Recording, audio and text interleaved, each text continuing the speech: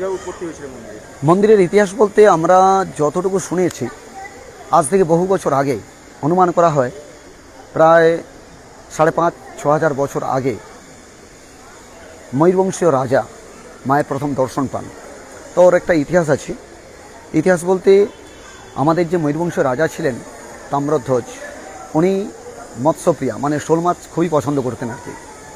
তো ওনার বাড়িতে এক মিছলি জেলের মেয়ে প্রত্যহ জ্যান্ত শোল মাছ ওনার বাড়িতে দিতে যেতেন। তো একদিন কি হলো, উনি যখন ওই শোল মাছ নিয়ে যখন রাজবাড়িতে যখন যাচ্ছেন, সেই রাস্তার মাঝে শোল মাছটা মারা যায়। তখন সেই ধীবর রমণী চিন্তায় পড়ে গেছে যে আমি এরকম মরা শোল মাছটাকে নিয়ে কীভাবে রাজবাড়িতে আমি পৌঁছাবো। তো তখন তিনি খুব কান্নাকাটি করতে লাগলেন।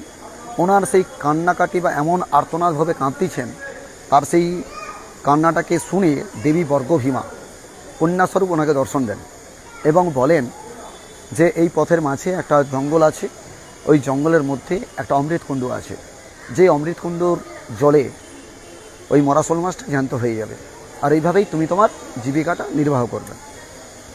ব্যাস এইভাবে হতে থাকলো। এবার দেখা গেল কি, রাজামশাইয়ের মনে একটা সন্দেহ আইলো যে ধীবর রমণী এত শোল মাছ কোথায় পাচ্ছে।